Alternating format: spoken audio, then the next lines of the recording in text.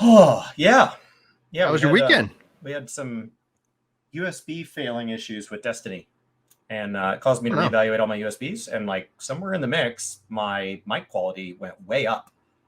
So I don't know what was happening. If there was like a hum or something somewhere in the power to the USBs, but through the process of testing my USBs, my mic went into a different USB port, and all of a sudden my mic clarity got way better. Oh, all right. There we go. I don't know. My understanding is that like USBs within a computer. I'm not an electrical engineer, but my understanding is that USBs within a computer are much like outlets in a wall where you have Okay. multiple outlets sharing on one circuit because a circuit can support up to a maximum electric usage, but the average appliance doesn't use that. So you make multiple outlets able to use it. And that's why you plug heavy hitters into different outlets in your house, or you have dedicated outlets for things you know are going to be heavy hitters. And the USB ports are run much the same way. And Mhm. so on my computer, I have 6 ports, but that is probably split across like 3 circuits, for lack of a better term. It's not like I have a bunch of fuses.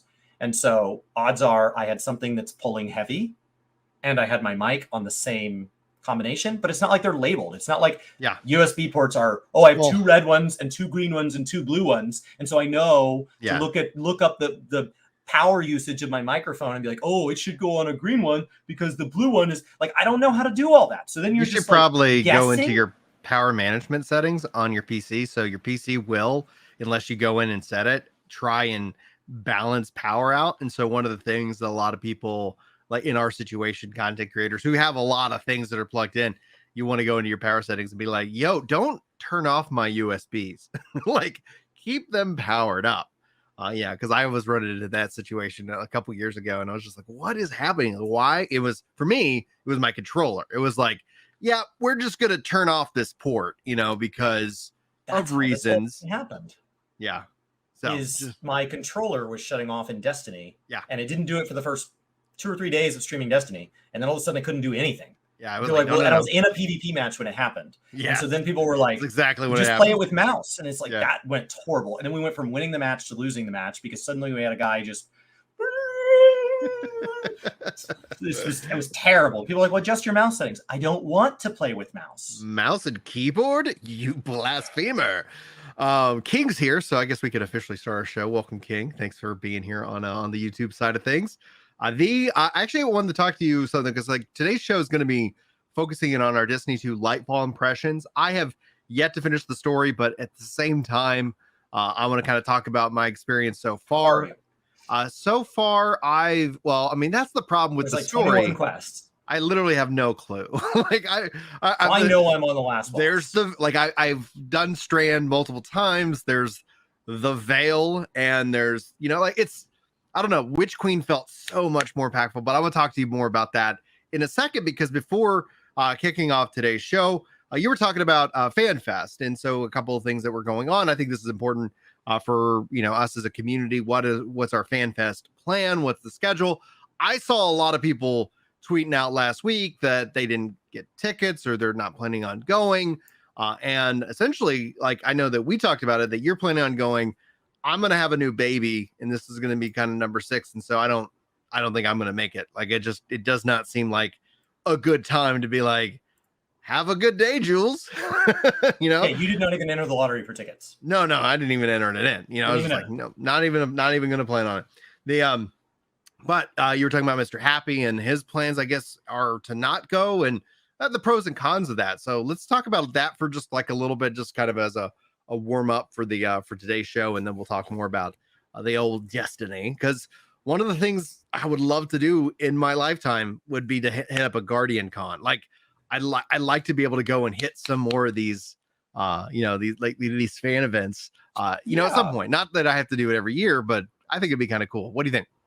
So, obviously, if you're somebody who's given like a press pass, I don't even know if they're doing those this time. I didn't hear anything about them.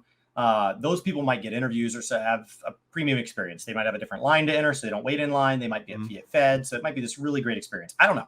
And last time we got upgraded to a press pass by somebody that recognized us from the community team from a general admission pass that we had purchased. Yeah. So like, I don't know if there are people who get press passes and then have like their hotel stay covered or anything like that. I don't know the level to which those. But that we're talking about like the 1% of the 1% there. My understanding is that the venue holds 15,000 people. Mm-hmm. It is a larger venue than that, but there is a second convention going on at the same time. It's not like BlizzCon Vegas. where there's multiple stages going on. BlizzCon is like an entire convention center, multiple buildings, so they can hit a much larger capacity. It's up at like 40,000 people, but that's because you have a StarCraft area and an Overwatch area and a WoW area and a Hearthstone area and so on. So it ends up being this, there's a whole basement area where you could go down and like play all these old arcade games, old Blizzard arcade games. Like it's a whole thing, all contained within just BlizzCon, as opposed to FanFest is sharing a venue.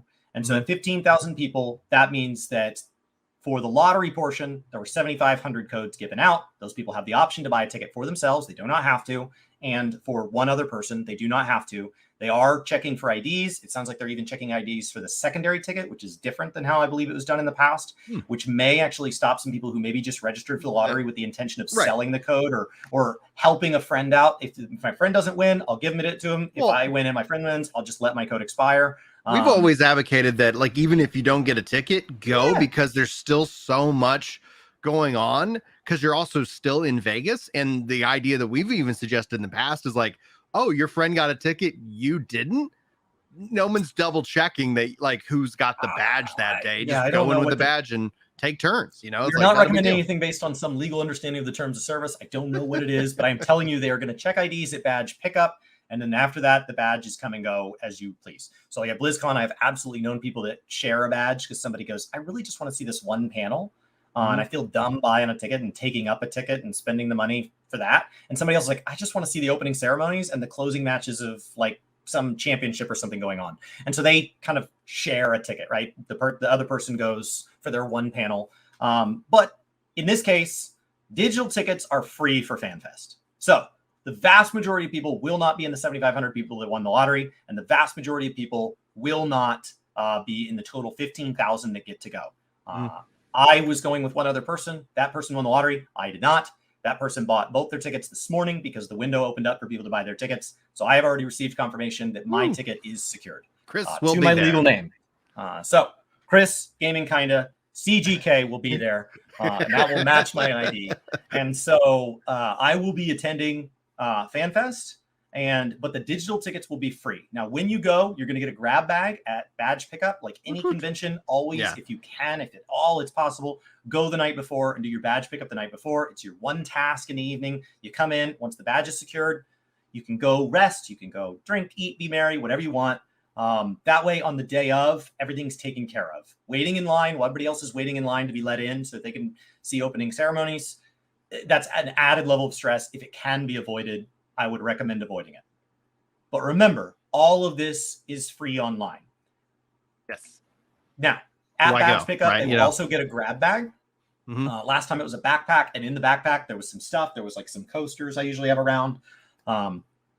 Maybe a keychain, some stickers, stuff like that. The BlizzCon one was a box one year. It was a bag the year before. In the box, they have little figurines or whatever. Everybody will get the same thing. Usually comes with some sort of digital code to a lot of these gaming conventions. FanFest and BlizzCon are definitely no exception. And the digital code gives them access to items. FanFest, those items are for sale on the store. And if I remember correctly last time, they were discounted during the duration of FanFest. So rather than buying a ticket, you could just buy the digital codes. That could also have been a part of the whole COVID lockdown. We're all kind of in on this together, right? They don't have to be discounted. Like people are like, oh, you bought the bike from the store? And it's like, no, actually the bike was a part of my expensive ticket to FanFest. Like that was included, but they gave people the option. So you're not like, oh, you can't have that. And thank goodness they give people that option, because if the only way to get that mount was to go to Vegas, I'm sure that would be something that, especially when it's lottery driven, wouldn't be sung over so well. But on that note, though, because like, one of the things that's actually kind of unique and interesting about this specific FanFest being that I'm not going to be able to go, but from a content creation perspective, you were talking about how Happy's saying that he's not planning on going to FanFest this year. And that's actually like a net positive from a content creation perspective, because you get all the information. The reason why to go, and to kind of paraphrase what you were saying, is that there's a big networking opportunity, but Happy already has like a strong podcast. Like people who might not have heard of Happy would be few and far between at this point.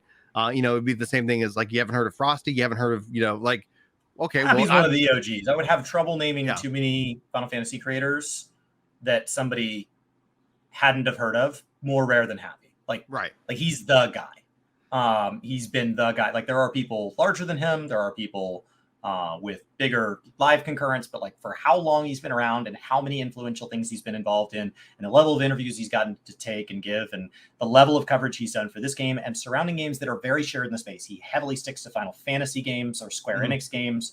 So like just to be in the Final Fantasy 14 space and not heard of Happy feels odd if you don't preface that by, I like watching 14 and I don't watch anything on Twitch or YouTube or Twitter. Like if you're just like, if you don't do anything with content creators, then yeah of course. Yeah. But if you are somebody who's gone out and Googled anything on the game, you're going to have at least heard of Happy. And so he's not going. And so why would you not go? Well, the only thing that is available at the conference and is not available digitally is the music. Final Fantasy 14 has an incredible music cast. They do not own all of the rights to all of their songs. They share those rights in some songs, which means that some of the songs that the Primals perform, they do not have the right to distribute without previously getting authorization. During the last FanFest that was forced to be digital, they either adjusted their set list or got permission or whatever, but it was broadcastable on Twitch. That was an incredibly rare thing, and we noted it at the time. That will not be the case once again this time. We are going back to that being something. It is done at the end of the evening. So the online proceedings will come to a close. They will close down the stream until the next morning. And the facility there on site in Vegas or when we get to London or JP will stay open and there will be kind of an after party. As a content creator, we didn't go to the Primals concert last time because we went back to the hotel room to film, edit, and post videos. Right. So it didn't really make any difference to us. But to the general fan, that is something you can go take part in. We talk about networking, and there are people who are like, well, I'm not there to like gain an FC or I'm not a content creator. I really mean that in a much broader term. It is incredible, no matter what your hobby is. You're into sports, you're into movies, being there on opening night for Star Wars and waiting in line with the other crazy fanatic people, going to a sporting event where everybody else has their shirts off and their chest painted with letters and they have to stand in a certain order. Like that's an amazing experience, and you don't have to do it every time. I think there are a lot of people who, for MMA or for football or for racing, may find that actually the coverage at home is better. So I have some friends that are big fans of football, and on the major games, playoff games, Super Bowl, they would rather stay home because you get better coverage. You get the replay cams, you get more angles and all this. Yeah. And they would rather, and then on games that are going to be kind of a blowout either way, those are the ones that are fun to go be part of that community. And FanFest is that one time that we get to go be around a whole bunch of other people that are exact same kind of nerd we are. Be a nerd. Do something nerdy in your life. It's awesome to be passionate about something that really doesn't matter. That's amazing. And this is the one time we get to go be around other Final Fantasy 14 nerds. And like, I love that. And so that's like the biggest driver for me going, is a chance to go be in and around the community that has honestly changed my life. Like honestly, this whole game, there's no other way to describe it other than this game has changed the outcome of my life. It has changed the direction and outcome. My wife has a friend who's single, and as you know, they've known each other for a little while now. And so as we get to an age where, yes, she's a little bit younger than us, but as we get to an age where people who are still single maybe all don't want to be, and my wife and I have been married more than 10 years now, they were kind of having a conversation about that. And my wife's like, well, the advantage of not getting married in your 20s like we did is, she goes, you don't always know. She goes, it's worked out fine, and I like being married, but I didn't know in my 20s to ask my future husband, would you be the kind of person that would maybe ever quit a high-paying job to play and talk about video games all the time? And then when you're off work, you still play and talk about video games. And the games you play are like, how she put it was obscure. Like nobody's ever heard of these games because MMO players feel like our games are big, but right. She goes, and so she told her friends, she goes, play and talk. She goes, really nerdy games that nobody's heard of. And I was like, man, I really feel like that one might be hitting close to home. So, personal experience she's speaking from. We are a very niche nerdy group. Like, yes, there's 27 million people play this game, and that's a very large number until you look at the total global population. Like, it's just not. We're a very small community, and FanFest is a place to be around that. Yeah. During FanFest, there will be panels. Those panels will go over things like what it's like to develop an ultimate, or how they decide what to do with a crafting and gathering system, or what the process is on picking what location we go to in the narrative, or whatever. It's something like that. Who knows what the topics will be?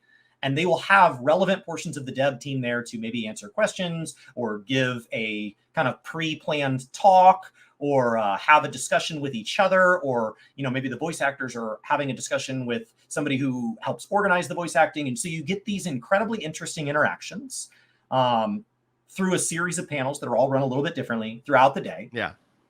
And those will all take place. Those will all be available digitally, but being there in person, especially if you get a chance to be the person to ask a question or something like that, is special. Being in the room when the NA group decides to name a fish a vegetarian because it only eats papados, and that it has been hunting lalafels. Like that's something that happened at FanFest, and being in the room while that happened is incredibly special. And so I think, being in the room when there are job reveals and stuff like that, these are incredibly amazing moments. And so that's why you go. That's why I'm going. It is not a cheap thing to do. It is not a easy thing to do. You have to have the time off and the time available and be willing to use it on going to Vegas to spend a lot of money to celebrate a video game. One video game. It's not like BlizzCon where it's a whole series. Right. It's one game.